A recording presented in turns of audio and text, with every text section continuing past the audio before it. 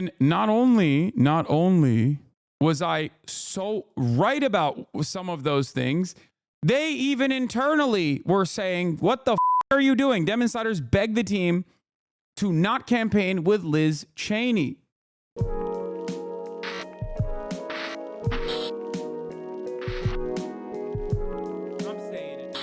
Okay, they have to look at this and go, how did we drop the ball so spectacularly? And I can tell you exactly how. Okay, I can tell you exactly how. It's because the Democrats portrayed themselves as the lethal military, pro-American hegemonic superpower war party. Okay, that's it. They kept repeating it over and over again, and people heard it. So all it took from the Trump side was to say, I'm going to stop the war. That's all it took. Anger within the Arab Muslim community towards the Democratic Party led many who considered voting for Stein to switch to Trump when polls tightened to ensure Harris lost. I spoke with the U.S. Muslim community members to understand why for the new Arab. Yeah, they wanted to punish the Democrats. They wanted to say, you cannot win while killing our people. And in that situation, they're like, Trump is probably going to do even worse things. But you cannot look at the situation if you are a consultant, an advisor, and say, these guys, these voters. Because the reason why we got here with so many people leaving the Democratic Party or just like choosing not to vote is because of the these voters attitude. Do you remember when I told you? I'll show you 3 states in specific. I want to show Wisconsin. I want to show Georgia. I want to show Arizona. Dana, do you know what the total was between those 3 states? I don't. Wasn't even 43,000 combined, and that was the difference with Biden winning all 3. And in the end, Trump would have ended up with 269 electoral votes. I'm Steve Doocy. I'm Brian Kilmeade. And I'm Ainsley Earhart. And click here to subscribe to the Fox News.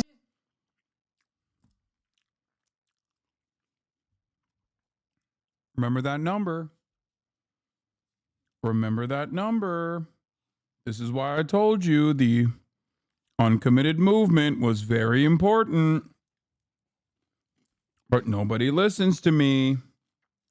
Because what the do I know? It wasn't just that. There was another thing that I consistently mentioned. Okay, this is from October, like before the election. Another thing that I consistently mentioned, okay, over and over and over again throughout this entire process. Even when you're not eating, you're still eating. Yeah, exactly. Was, can you talk about stuff instead of just proving yourself right? I am talking about stuff. This is me talking about stuff. I think it was even, it was before that. It was Felix also made a point on the pod. He said that Dems almost wanted to win and lose the Arab vote to prove a point. That's what it felt like, for sure.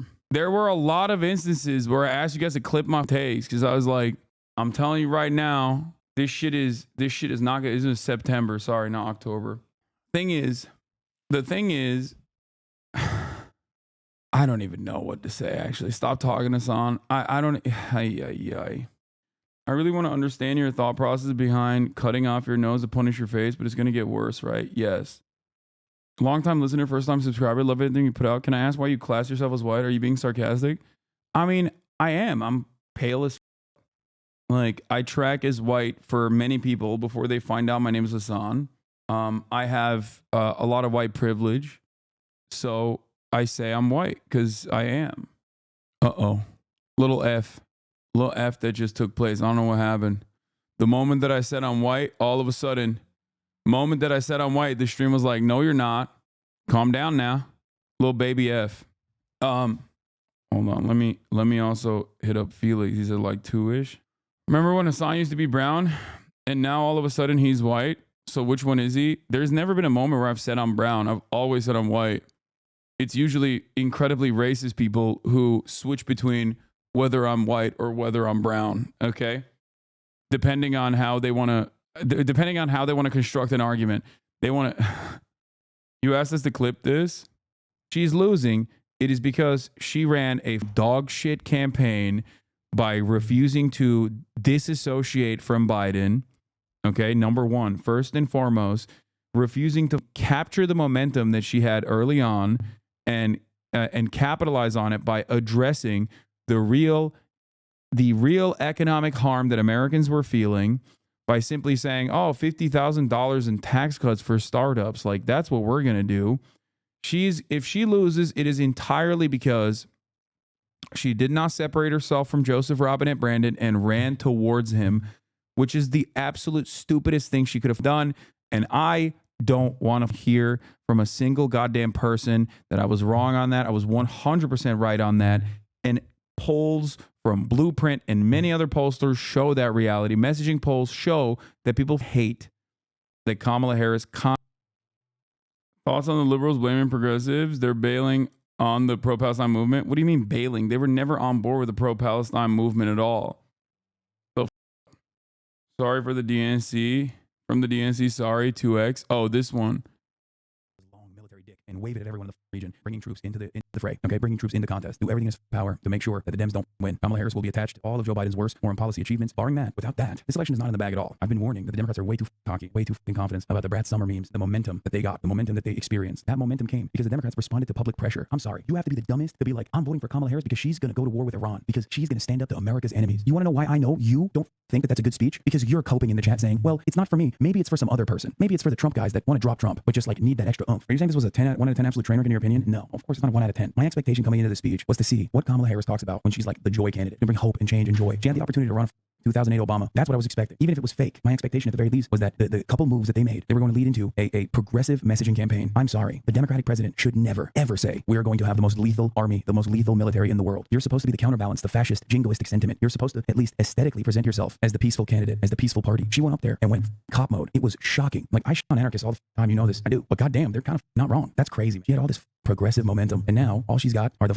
loyalists who are just begging for someone, not Biden. So the answer is to not vote. Man, I'm not saying that. Vote for Kamala Harris, baby. Do whatever the fuck you want. I'm not going to tell you not to vote for her. I'm also tell you to say that you're not going to vote for her, to try to get her to do your bidding. As a voter, it is your right. It's your right to demand things from your politicians for your vote. They do not have your vote for granted. They should earn it from the jump. The one thing I will tell you is not vote for Donald Trump. When it comes to like making a political calculation, it's always running towards this mythical guy out there that is like, I'm going to only vote for the Democrats if they become moderate. Then become a Republican. I never hear a Republican go, you know, Donald Trump's got to take this line. He's got to take this soft approach because there's some moderates out there that he needs to win over. It's because that's not a thing. Because they're entitled to their politicians doing their bidding. Democrats are so cowardly that they're like, I want this thing, healthcare, free college, I want these things. But honestly, I'm terrified that my neighbor doesn't want it. And he's not even going to vote for the Democrats, but maybe he will. So we should just run on this moderate policy for some other guy, not me, but another guy that might want it. It's wild that we're always seeking out this mythical moderate. People take for granted in European countries all of the policies that we are desperately trying to bring forward. But here in America, it's a non-starter. Trans people are mentioned twice during the whole DNC, by the way, no speaker. I mean, that's like, that aspect of it, as long as it's like a firm commitment after trans people, I don't believe that the Democrats are going to lean into transpanic, which by the way, actually, I don't know, maybe they will. they're just going to become the Republican Party of 4 years ago until that ratchet effect makes it so that the Democratic Party inevitably becomes the Republican Party just at the same time. Jake Tapper and there were criticisms of the left calling Kamala a cop. Tonight, she seemed to have stepped right into that. True. They're celebrating her being a cop. There's a right-wing Democrat movement and they're not even hiding it. But no, you don't understand. Chatters will tell me all about how good this is. I ain't dude and go vote for Trump. Bro, I swear to God, the Dems are so back. This literally is like, you know, oh, if you don't want to vote for her, like, you don't want to vote for her, like, you're saying that she shouldn't be this, like, right-wing? You must like Trump. That's crazy. Like, you think that's a good way to message, dude? You think, like, you should try and push people away from the party? You think this race isn't close? Democrats, in the Electoral College, Democrats need to win by 5% nationally, minimum. That's without factoring in, obviously, in the current polls, at least a 3 to 5% margin of error. We're not even in that comfortable space yet, and you motherfuckers are running victory laps. Oof. That was the last night of the DNC. That was the last night of the DNC. How did I see it so correctly, so far ahead? You've had way too many esoteric predictions come true. This shit is blatantly apparent to anyone who isn't on the DNC payroll. How? And it's so interesting that while I was 100% correct, there's one other aspect of this that I want to talk about. I was 100% correct on all of this shit. So was Michael from Pennsylvania, who is now banned for, you know, something that he said on stream that I think is indefensible. Let's be real. And he doesn't think it's defensible either.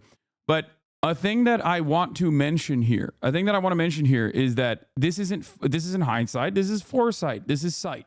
Okay? This is sight. So how do we get here? Why was I so right about all this shit? And then there were so many people who were so goddamn wrong. It's because people love deluding themselves and creating a hug box for themselves. I saw this thing where Republicans were doing victory laps over David Pakman. Okay? What's his name? Colin Rugg or whatever. He posted about David Pakman losing subscribers. And part of that is because, I mean, look, I have cordial disagreements with David, but I do think that he hammed up, and I've made some jokes about it. He was really libbed up, right? He was really libbed up greatly overemphasizing the Democratic Party's chances. And I think partially he did that because he personally stopped giving a shite. Thank you for the 10 gifted subs. Okay. Let me see if I can find the actual tweet. What's the name of the guy? It's like Colin. It's like one of those like right-wing accounts that like pops off and posts shit all the time. Pac-Man is no friend of the Palestinians. I know we are definitely at odds with. Is it one L or two L's? Is this it? No. Oh, I found it. Okay, but I can't find this guy posts so much. He's like a power user. Here, this is what Republicans are taking victory laps over now. New Dem influencers are seeing record numbers of subscription cancellations along with a mass exodus of followers, causing an algorithmic desubscription spiral. The development comes after many of these influencers gaslit their followers into thinking Harris would win. David Pac-Man called out his own party for giving up when things get hard. Let's watch what he had to say about this issue. Okay, don't say Pac Watch. Don't say Pac Watch. I have a broader point that I want to make. When I woke up this morning, we had lost 5,000 YouTube subscribers compared to where we were last night. Now, the first thing I thought was, is this a glitch? We've been on YouTube for 15 years or something like that. And subscribers always just go up. They just never go down. They go up. Is something wrong with my channel? Is someone attacking my channel? What's going on? So I started texting. And I texted Brian Tyler Cohen. And I texted Tyler Cohen and Brian Cohen and Brian Tyler. All of them. I texted all of them. I texted Jesse Dollemore. I texted Luke Beasley. I have no idea who these people are. I do know Brian Tyler Cohen. That's another content creator who's like kind of lived up as well. Farron Cousins and Sam Cedar.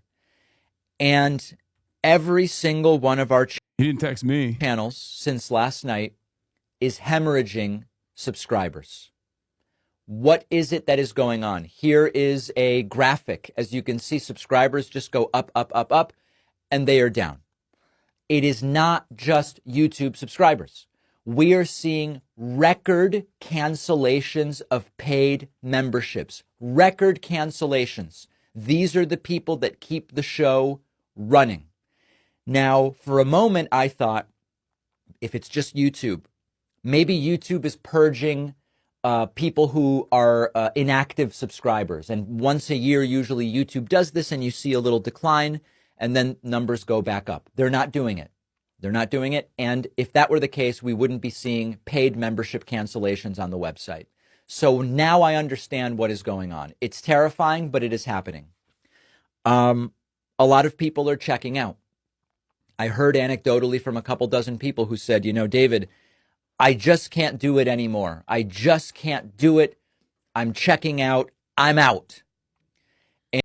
Okay, my controversial opinion is I don't think it's like, I think unsubscribing from a YouTube channel is not, stopping the fight or whatever. You know what I mean? I'll say this much. I have not seen a decline in my subscriptions. I've seen an increase in my subscriptions, both here on Twitch and also on YouTube as well. One thing I will say is that,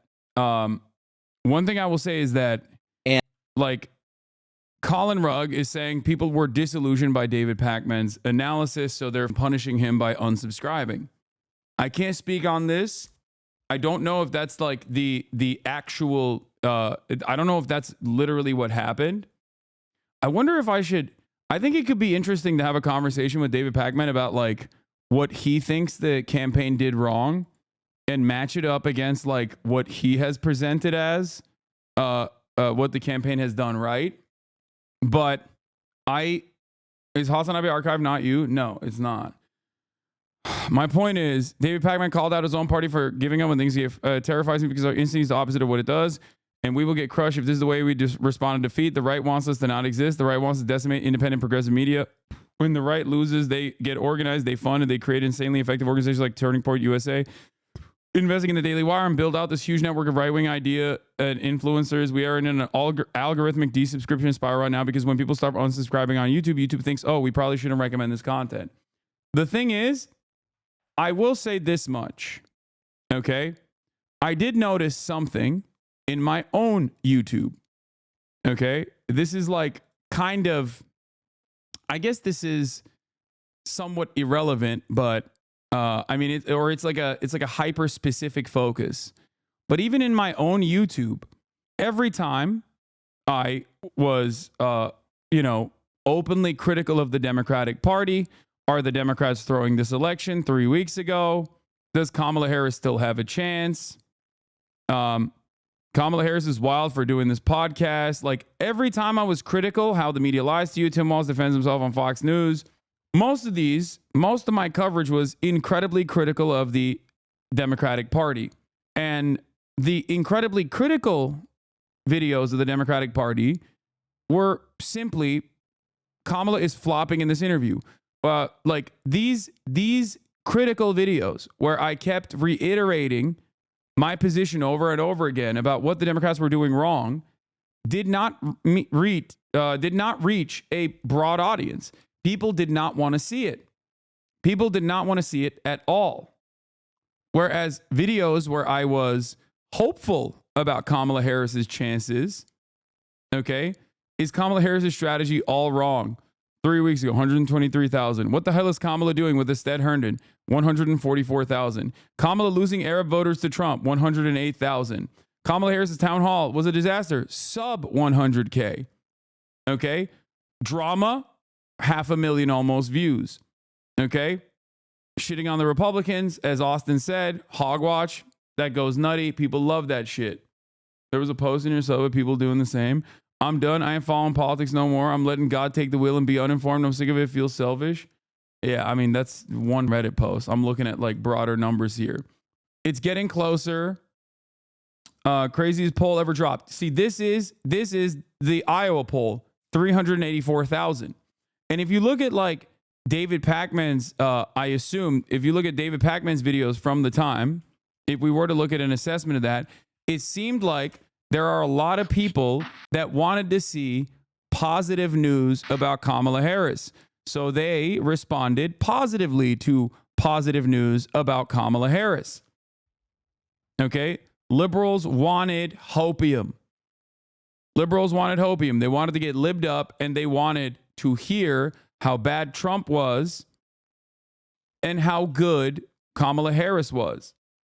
And then when they pushed themselves to this echo chambered position, okay, when people push themselves to this echo chambered position, obviously they felt duped and they felt angry.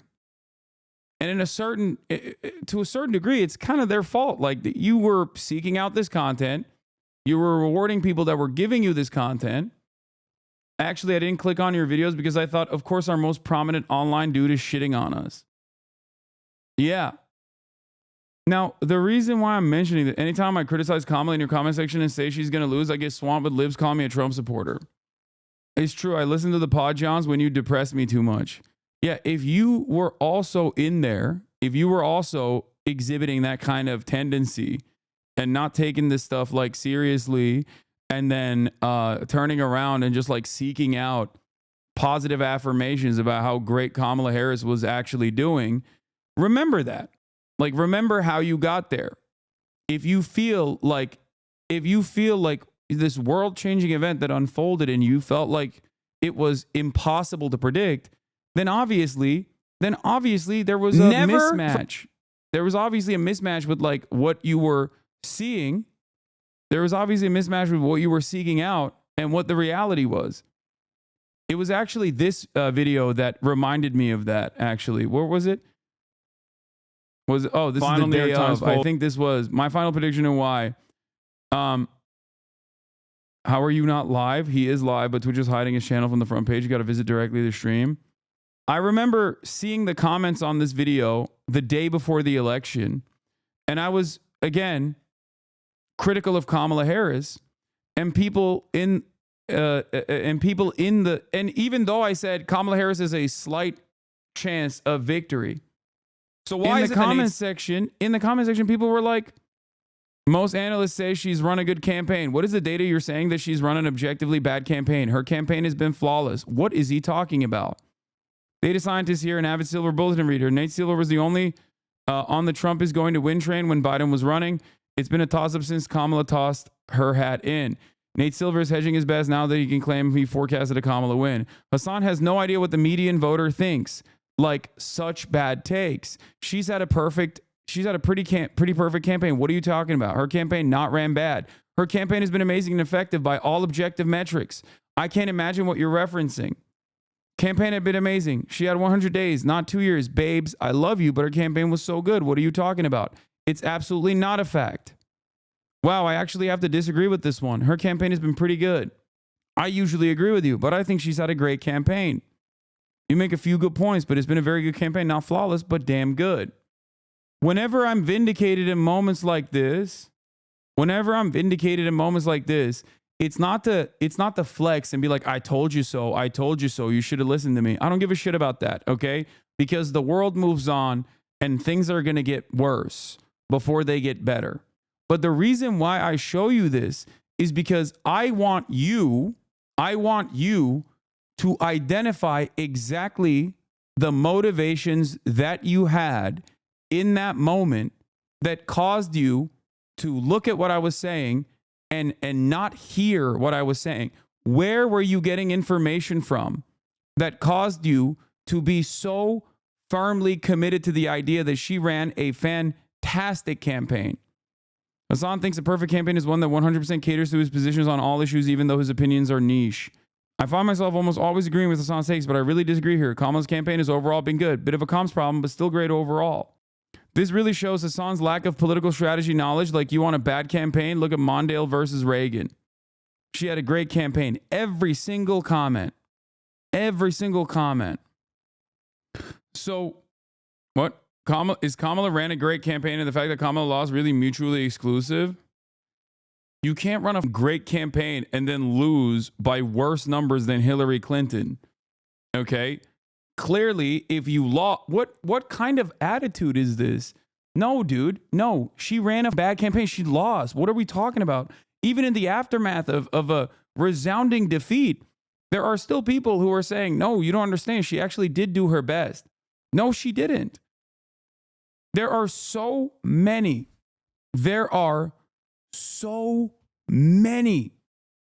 gimmies that she just dropped the ball on spectacularly, if not ran directly against. And not only was I so right about some of those things, they even internally were saying, what the are you doing? Dem insiders begged the team to not campaign with Liz Cheney. It's all coming out now. Could have told everything that I verbatim, every single thing that I brought up throughout the entire campaign. Focus on the economy, focus on kitchen table issues, and not by saying, $50,000 in tax cuts for startups. Stop running a neoliberal tax cut focused campaign.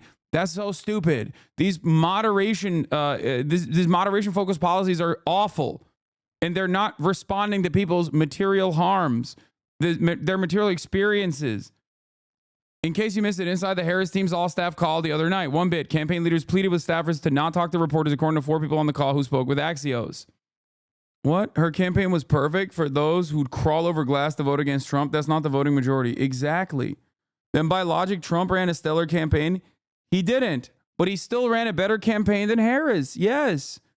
I said both sides are running objectively bad campaigns, but one thing I kept reiterating, I don't know if it was like during the Amish vote conversation, and I asked you guys to clip that. I don't know if anyone did, but remember what I told you? I was like, Donald Trump, if there's 10 votes to gain anywhere, Donald Trump will go and get them. Okay? Because he runs like he wants to win. While his top line messaging was stupid, he still actively went out in front of people and directly saw what they were interested in and said he would do that. Okay? If there's 10 Amish votes in a goddamn district in Pennsylvania, he's going to go out there and try to get those votes. He's like, there's a reason why 64% of Native Americans, I saw one poll, it's like insane, voted for him. You want to know why? Because he did right by them once. Okay, I think he did federal recognition for one tribe, and People remember that shit. People remember that shit. I don't know if it's a bad poll or not, but no, I told you that he was going to do a decent job. I told you that he was going to do even do a decent job with the native vote in certain states. These are important. Only 24K Native Americans voted for him, but yeah, Hasanabi. That's not completely true, but yeah, over 50% did vote for him. Yeah, interestingly, Bill Kristol, a top never Trump Republican, publicly urged Harris in the final weeks of the campaign to pitch a progressive populist economic message against Trump and his army of billionaire supporters. Even going on Joe Rogan was a good move, and Dem sending Fetterbit was awful. Yeah, Fetterbitch was the worst person to send. Trump ran like he wanted to win. Kamala ran like she expected to win. That isn't true. It was an NBC exit poll of under 300 self-identifying people in the cities. Oh, okay. I mean, out of those who do vote, indigenous voices are obviously incredibly suppressed in the election. Only 23,000 Native Americans voted for Trump. That's 1.5% of Native Americans. The majority of us don't vote because the genocide of our people is still happening under both parties, which is ironic because there is a direct one-to-one comparison for that and, Gaza. 120 million adults didn't vote. If you put all the non-voters into their own party, they would beat the Republicans and Democrats by 50 million votes. They also heavily suppressed the votes of Native Americans. Most Native Americans on reservations don't have cars, and Republicans purposely make polling places far away from the res. And because we got the highest unemployment and poverty rate, a lot of folks with cars don't got gas money. Then if you're a Native American in Alaska, there's some tribes that got to fly 100 miles away on a small plane to get to the nearest polling station. Many natives in Utah, South Dakota, and Nevada have to drive 100 miles to the nearest polling station. Then, because we don't have physical addresses on reservations, a lot of natives get rejected at polling stations because their tribal IDs don't have an address listed on it. And if their tribal IDs are somehow accepted when they get to polling stations in some of the very isolated rural areas, half the machines don't even work. Not to mention, but why would indigenous people who suffered under a genocide in the U.S. want to vote for the other genocide of Palestinians? That would be so disrespectful to our dead ancestors to vote for the demise of Palestinians. My baby mama and her 4 kids are undocumented, and we're currently applying for permanent residency status because America's Samoa requires it for my kids to attend school and for my girl to work. Here's a step-by-step process of what that has looked like over the last year. There you go. The reason why I mentioned this, though, is that like the tiny minuscule percentage of natives that do vote, the fact that the majority voted for Donald Trump is not because they're like racist dumbasses or whatever I'm willing to bet that a lot of the natives that did vote, a lot of the Native Americans that did vote probably came from that one tribe that he gave federal recognition to. And Donald Trump does stuff like that all the time. Okay? Donald Trump does shit like that. He does that shit because he knows he already has a ceiling. Okay? He's already tapped out. He courted the Maine lobsterman for one electoral college vote. Exactly. We did not majority vote for Trump is intentional disinformation. People are misrepresenting the NBC exit poll from cities in only 10 states of 229 people self-identifying themselves on their way out of the polls. You can see the actual election data from counties near the tribes. Here's the Oglala County, South Dakota. Here is a Menominee tribe of Wisconsin. Imagine telling an entire Maricopa County you're going to go hard as fuck on the border and expect them to vote for you. Joe Biden and Harris fans were screaming at pro-Palestinian Native Americans for protesting his apology. Yeah, I saw that. Anyway, the Harris Walsh Trump Vance Kennedy. Damn. The 7 total Kennedy voters. Those are my goats. So ultimately, okay, the point I'm trying to make is this is somewhat of a misread of the exit polls, and I recognize that. Exit polls are unreliable, even though we make a lot of inferences off of it because there's no readily available data beyond that at this point. Having said that, okay.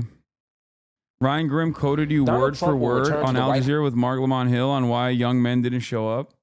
Yeah, I don't know. I don't know where that exact time code is. But listen, chat. Listen to me. What I'm trying to explain is there were hundreds of thousands of votes that Kamala Harris could have actively courted. Okay? There were hundreds of thousands of votes that Kamala Harris could have actively courted within the youth that got arrested.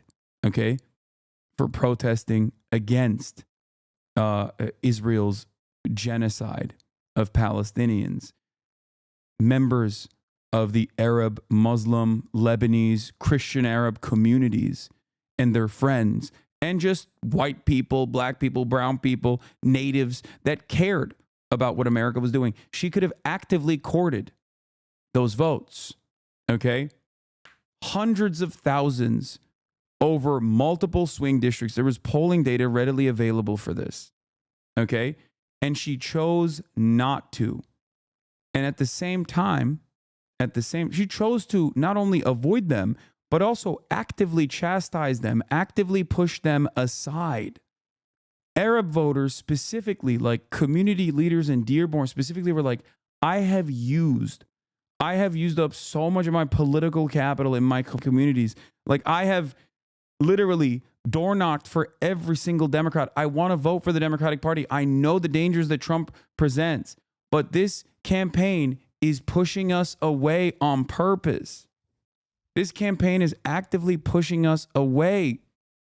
What do you expect? What do you expect in that situation? People respond. People are going to understandably respond to that by saying, we hear you. You. No more votes for you then. Got it. But now they're blaming all the voters they pushed aside and making them into scapegoats to make sure the Democrats stay blame-free and their base stays angry at the votes they pushed away. Yeah. And if they keep this shit up, they're going to wither away more and more of their base. Doors open. That is my point. Yeah, I said I'm going to have Rashida Tlaib on. I'm going to have Rashida Tlaib on next week. But what is this? I can't believe we lost. I mean, we did everything we could. Did you hold a primary so we could pick a good candidate? No. Did you do anything to tap into working class people's frustration with the economy? No. Right. And did you promise to do things differently than the current president that everyone kind of hates? Like, for example, providing like an actual vision for the future. Something that's just not saying, we're not that guy. No. What exactly did you do? Ran Liz Cheney. Brat campaign. Liz Cheney. Were you at least brat when you were bumping that? I'm sorry, I'm gonna do a bump in the bathroom. Where are we?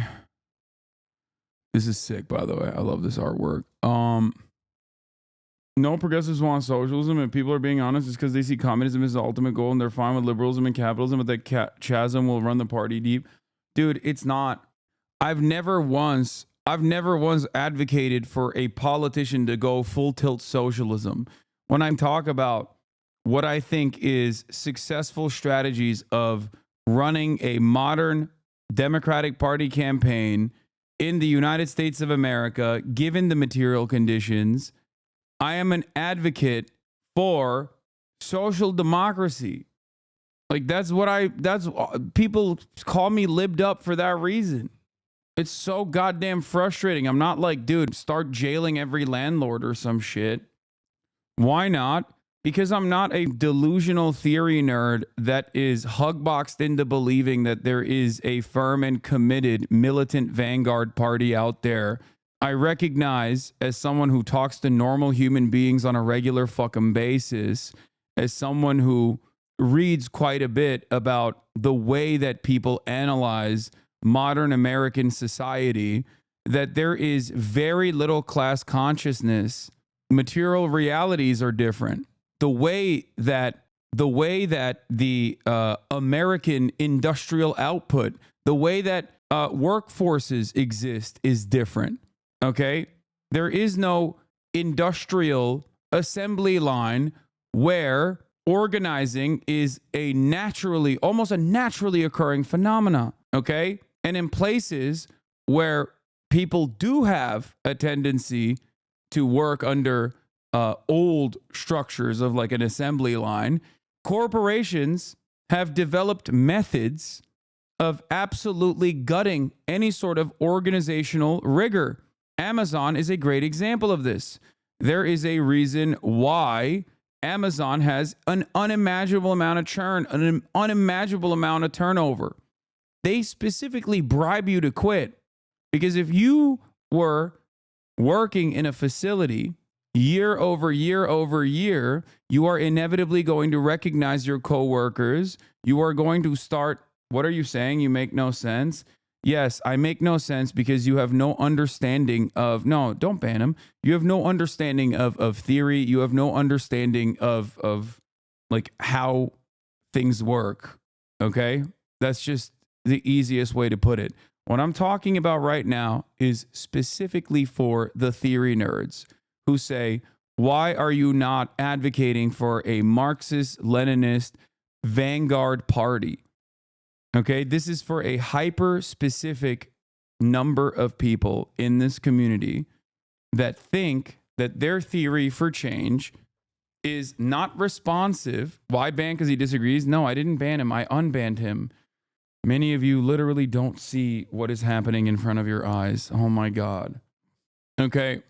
For the people who say, why not revolution now? You are a revisionist. They do not understand the level of class consciousness that must exist or even lay dormant that you can tap into. There is none of that in America. Okay? It does not exist. America is the arch capitalist nation. America was a proto-capitalist nation before capitalism was well defined. Pre-industrial revolution, America was a proto-capitalist nation. It is in our core DNA. An endless expansionist mindset built around genocide of the indigenous population. America also happens to be the country that won the Cold War, the ideological rudder that has been steering the world.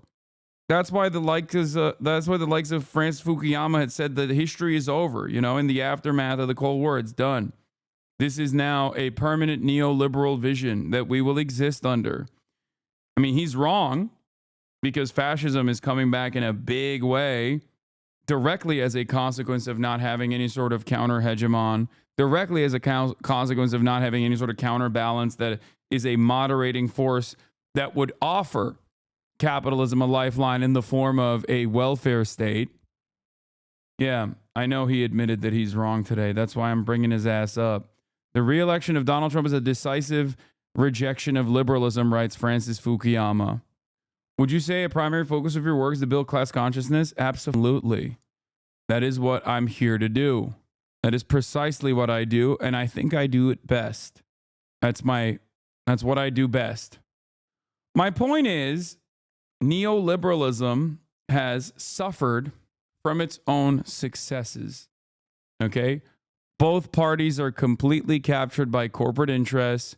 There is no counter power. There's no counter ideological. There's no counter superpower to the United States and its dominance that can present an alternative vision that at least terrifies people enough into submission that would then allow an unironic lifeline to liberalism, to capitalism in the form of a welfare state. Okay? What about China? That's funny. Yeah.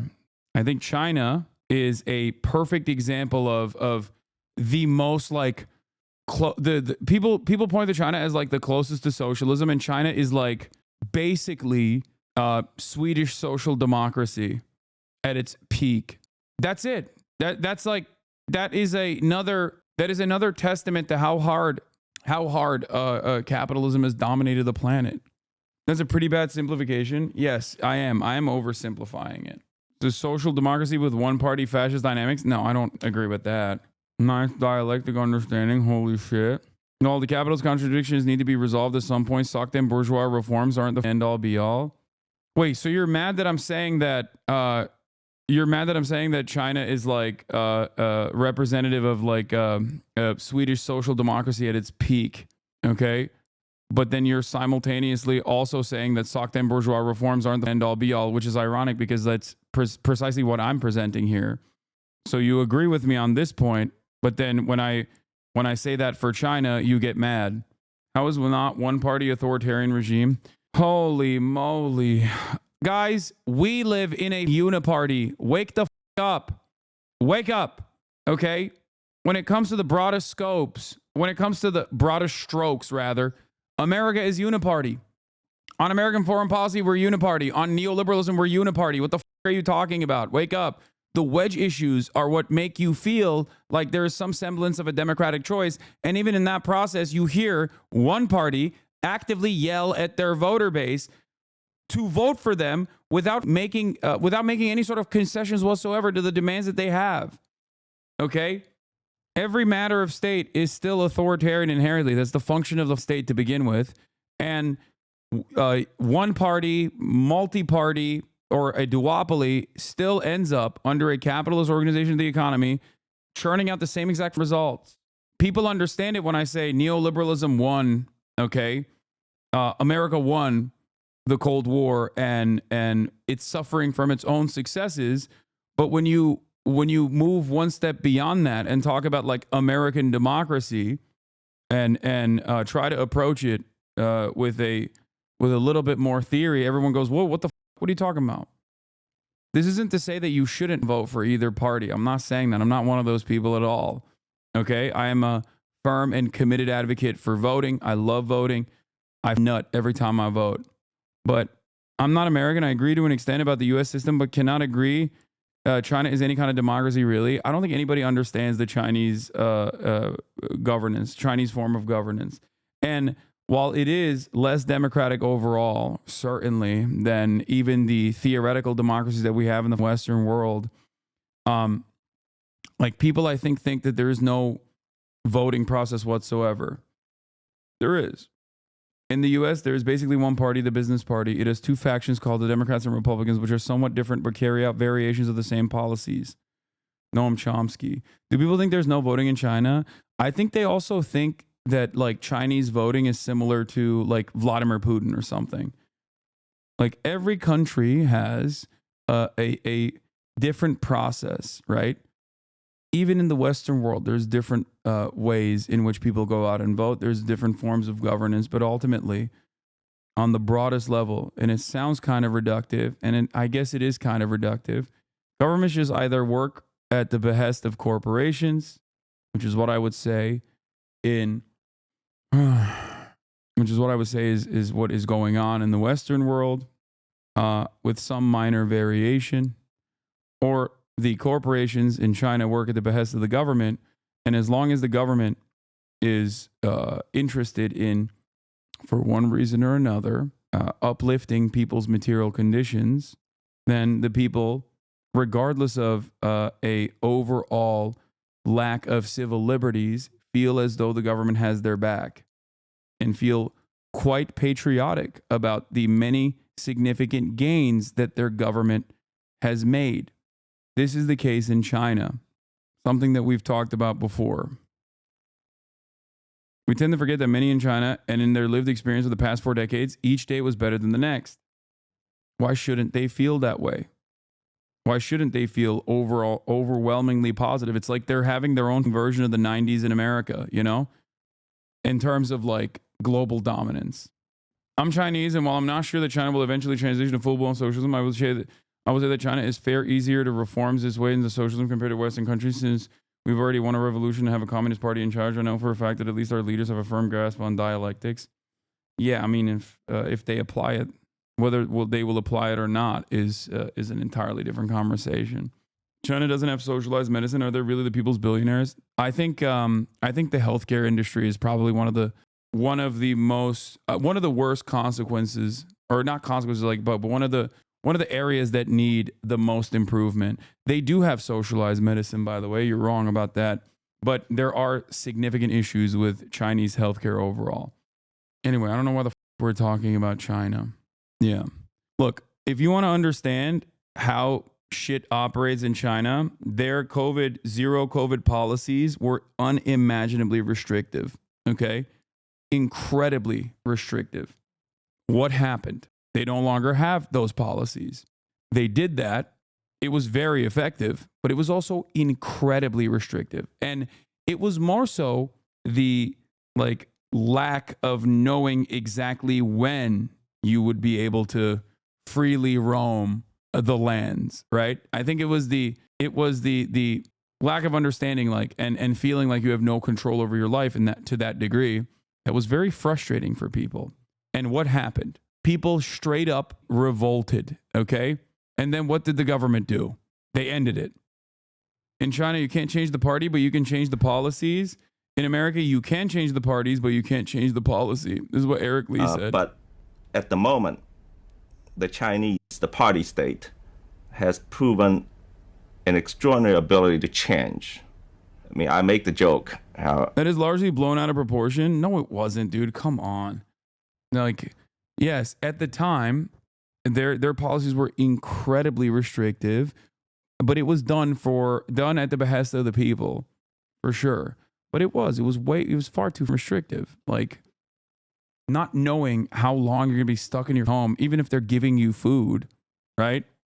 Still doesn't change the reality that you're not allowed to leave your house. Like, that sucks. Okay. And the people genuinely had enough. Within the Western media, the riots in response to China's actions were blown out of proportion. The reason why I know that the riots in response to China's actions were not necessarily all that blown out of proportion is because the Chinese government responded and they lowered the restrictions. That's it. And as soon as they did, they got hit with a shit ton of COVID. And then the media did victory laps about how so many Chinese people were dying to COVID. They're like, oh, these idiots, they lowered the restrictions and look how many people are dying. It was insane to watch. It was insane to unfold. Now, the point is, you're not wrong about that. There was a response by the government. I'm just critical of the way that the Western media covered it. Yeah, there is no real way. That's actually not true. The Chinese government announced lifting quarantine before the protest started. Chinese healthcare is much better these days. My parents get monthly stipends on top of their healthcare, which is completely free to spend on health-related products. Even fruits count. They work for the state, though, not private companies. Yeah, this guy. Okay, CPC Andy. Or, yeah. I wonder why your parents got stipends, huh? All right. Anyway, not all of us are lucky. Not all of us are lucky enough to be born into a family whose parents are leading the charge of the new global hegemon, okay? Why are Chatter so naive? Anti-Chinese propaganda is effective precisely because there is authoritarian issues exist. It's why America is able to use democracy and human rights as a way to bully countries into neoliberalism. Yeah. I think what's ironic about that is that there's two sides of that same coin. You can have authoritarian policies that are implemented at the behest of, preserving the overall public safety. At the end of the day, it is quite authoritarian to be like, yeah, sorry, we're just going to have nationalized healthcare. If you're an executive at a healthcare industry, yeah, you might lose your job. You might have to take a pay cut, right? But ultimately, it's for the betterment of America's future, right? That's authoritarian. Americans will not respond positively to that sort of shit at all, okay? But if you don't do that, authoritarianism will still happen to you. It will just happen when material conditions worsen to such a degree that people will inevitably go for the fascist option. And that is where we're at in the United States of America. If given the opportunity between authoritarian fascism or authoritarian socialism, I would prefer the authoritarian socialism option. If those are the only two options, that's it. I'd rather have the state enforce policies of even development, improving literacy, okay, and offering everybody healthcare than have the state basically melt half the population. If those are at the two extremes, and I'm not saying that that's the perfect solution at all, make no mistake, okay? Hasanabi, anarchist confirmed, clipped tanky. Okay, but that's really funny because this, I think what I just said is inherently the opposite of anarchism. I'm glad you don't clown on anarchists quite often like some mainstreamers constantly do. I mean, I do. Chinese Central Committee department heads usually only stay for 1 to 3 years. They are restrictive to protect their project for countering brain rot, but their democracy is more felt or realized by its citizens. We have Pelosi calling the shots of the past 70 years, delivering empty promises to people and richest donors. You've been really good on chilling on anarchism lately. Yeah, because, you you're going to need mutual aid and community organizing. And it's those crusty ass, no shower having ass that are always doing that. So the dynamic is simple. You either have a dictatorship of the bourgeoisie, which is what we have, or a dictatorship of the proletariat. And if that is the dynamic, if you want, you either have the tyranny of the minority or the tyranny of the majority. Americans have decided that tyranny of majority, which is also known as democracy, okay, is a bad concept. And they have deluded themselves into believing that it is a bad concept. That's what's crazy. In America, you can change political parties, but you can't change the policies. In China, you cannot change the party, but you can change policies. So wait, what? It's the healthcare is nowhere as good as you think. I never said it was good. I literally said it's the weakest aspect of Chinese governance is its healthcare. That and its mistreatment. I think there's a lot of issues. There is definitely a lot of issues with Chinese governance. Okay, I'm not a China is going to cripple and collapse tomorrow guy at all by any means, but I do believe that, you know, there are still going to be many issues with Chinese governance as well. Healthcare is, I think, one area where there are a tremendous number of problems still. I think that there was a decline in education as well, which the Chinese government immediately took action against. Your opinion on China is so bad. As long as I never listen to your opinion on China, shaking my head. Okay, sure. I can never tell when I say something like that. I can never tell if that person is mad because I'm not glazing China hard enough, or that person is mad because I'm glazing China too much. You know what I mean? Because there are a lot of people, there are plenty of people who will go, dude, you're doing Adrian Zen's propaganda when you talk about Xinjiang. Okay? Those are like the MAGA hogs, but for China, that are like, you don't understand. China had to take action in the form of dragnets and implement a surveillance state on an ethnic minority that was a majority in that region because of separatist values being spread. And like they had to do re-education camps. Okay? Those are like the MAGA hogs of China. I'm a centrist in China. Okay? I'm a China centrist. They'll be like, you're xenophobic.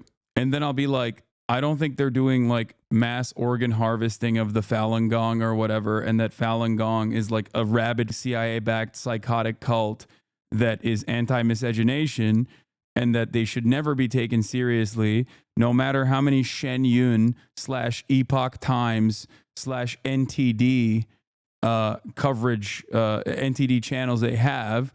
And then people will go, dude, that's really f***ed up. These guys are the brave, bold warriors that are actually taking down the authoritarian Chinese state. Its collapse is imminent tomorrow. You are such a CCP backing tanky. I'm a Chinese centrist. There's some aspects of their governance that I like, okay? And there's plenty of things that they do that I don't like. Mike Bloomberg said China isn't a dictatorship. Is he right? The Communist Party does listen to the people sometimes. Earlier this fall, Mike Bloomberg said that the Chinese president Xi Jinping is not a dictator and that he's the long-ruling Chinese Communist Party listens to the people, listens to the public. Now that the former mayor has entered a presidential contest, comments like this are coming back to haunt him. China's CCP does listen to the people as long as they aren't independent-minded. Bloomberg is right in one regard. The CCP has a big stake in learning what the Chinese public thinks and providing some of what it wants. The government encourages Chinese citizens to monitor local officials, file complaints. Yeah, this part, for the record, this shit is pretty crazy. They have like, dare I say, almost a technocratic approach that is like very meritocratic. In terms of like polling all of the local officials regularly. Oh, you didn't fix the pothole? Okay, you're out. But at the top level, obviously, there's still, dare I say, strong leadership. In a recent book on Chinese governance, my co-authors and I document how these limited forms of public engagement can help reduce corruption and improve compliance with regulations. Other studies confirm, even this has like a weird tint. Like they're making it sound like it's snitching. No, it's like, hey, listen, you got a local official, you ask for, I don't know, a pothole to be fixed on the road. They don't fix it for months. They're out. That's it. It's not called snitching. It's called good governance, for the record. This is one aspect of Chinese governance that I 100% agree with and should be and would love for it to be implemented in America. Can you imagine having an immediate response? Can you imagine having a goddamn immediate response to your local official you over? Okay? Other studies confirm that the Chinese government desires some measure of civil society and is surprisingly receptive to public input, even well-intentioned criticism. In return, an abundance of research demonstrates that the CCP continues to enjoy broad support and legitimacy among the Chinese public. Yeah, never tell Americans that like the Chinese people's perspective is broadly infinitely more popular than the Americans' perspective is on their government. It's like LeBron numbers, Lamau. At the same time, the CCP is uncomfortable with having the Chinese people think, feel, or act for themselves. Pervasive government censorship and targeted repressions are symptoms of the leadership's deep-seated insecurity. Naturally, it is harder for the regime to engage and understand the public if it limits what the public can say. I think they're a little bit heavy-handed, but I do agree with this to a certain degree. But Beijing is far better at figuring out what the Chinese people are saying and thinking. In a current book manuscript, I show how Chinese technology helps the government see and understand what the Chinese public wants in a controlled manner. While the system underpinning this technology is dystopian, it helps the regime harness and optimize competing public interests when making policy. This capacity to listen, process, and respond is perhaps what Bloomberg is alluding to. The Chinese public, for instance, wants cleaner air without compromising economic opportunity. The CCP and its leader are working to make that happen, even if it means blowing up dirty factories and relocating entire communities. Xi Jinping and the CCP are delivering a paternalistic version of soft authoritarianism, whereby collective well-being is more important than individual liberties and national development is more important than political rights. Here's what Bloomberg gets things wrong. Yes, Xi Jinping is a dictator. The CCP is generally popular. The governing system is often effective. And Xi Jinping does, as Bloomberg points out, have constituents. But a popular dictatorship is still a dictatorship, even political science. My point is, we also have a similar structure.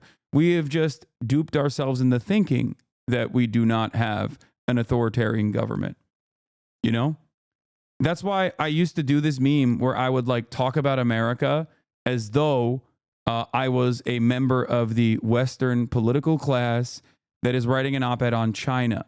If you were to use the same exact language applied to China, but with when you're covering the United States of America, you would recognize that 9 unelected people have the capacity to lie to the public in the process of their appointment and then turn around and overturn the democratic wishes of a population and take away their civil liberties, okay, for half the population without even getting too much of a political punishment for it overall.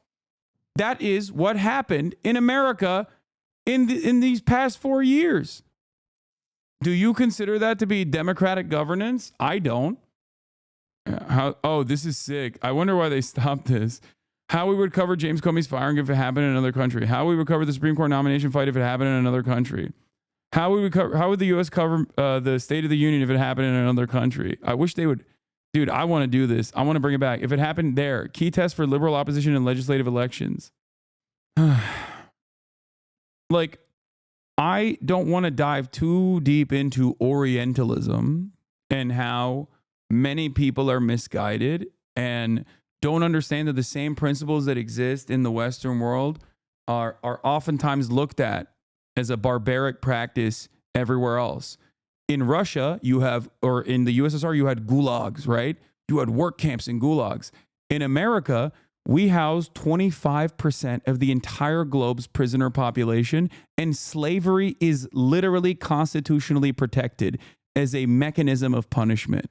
What the do you think an American prison camp is? Some of them, like Angola, Louisiana State Penitentiary, is directly built on top of a plantation and is referred to by the same name as the plantation.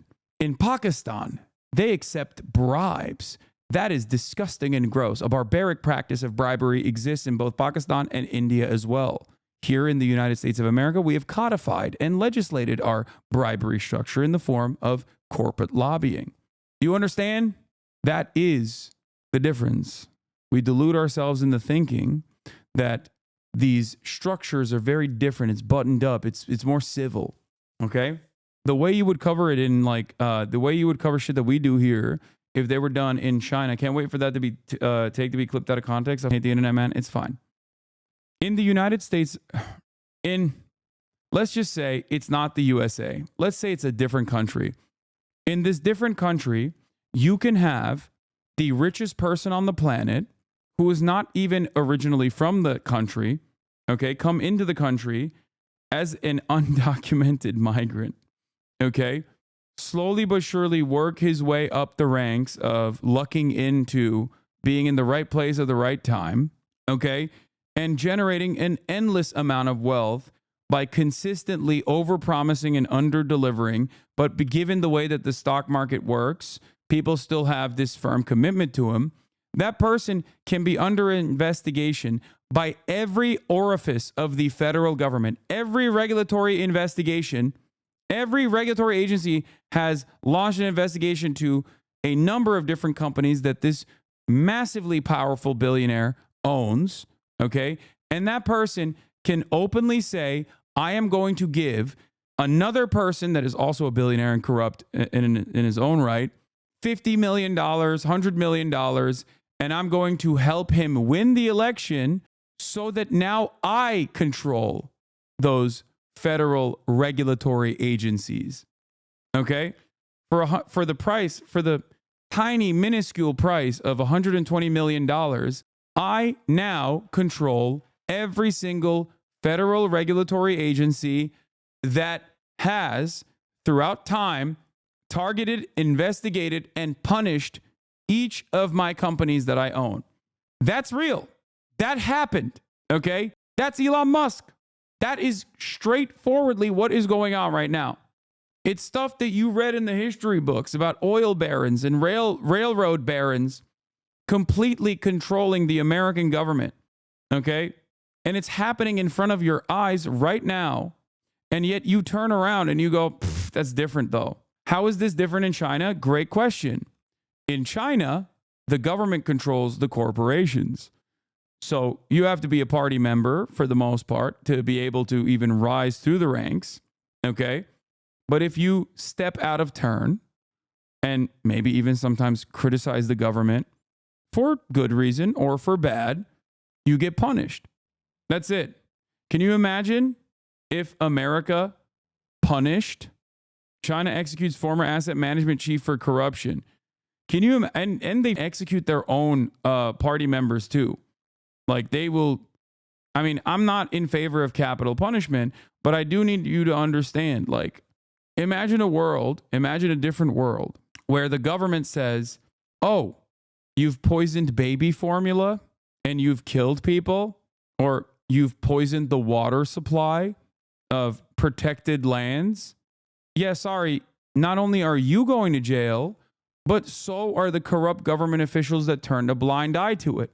In America, the government works at the behest of corporations and corporate interest.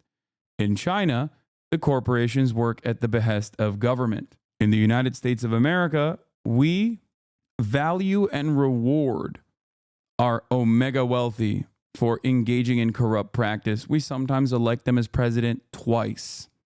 Doesn't matter if you have 6 bankruptcies under your name, if you're a corrupt real estate developer, billionaire asshole, we will elect you on a fascist ticket twice into the highest office. No accountability whatsoever. We reward it. In China, if you do shit like that, I was born in a communist country with a wildly popular leader party that was classified as a dictator. However, he was internationally respected. So I do agree dictatorship is generally bad, but not always that bad. When you do right by people, people trust in you. That part of the equation is simple. By the way, the country is Yugoslavia and the leader was Tito. Listen, brother, don't get me started. You don't know how good Tito was. You don't know how good Tim Duncan was. Oh my God, you don't know how good Tito was. IMF loan communism. Okay. How the fuck did we get here, man? God damn. All right.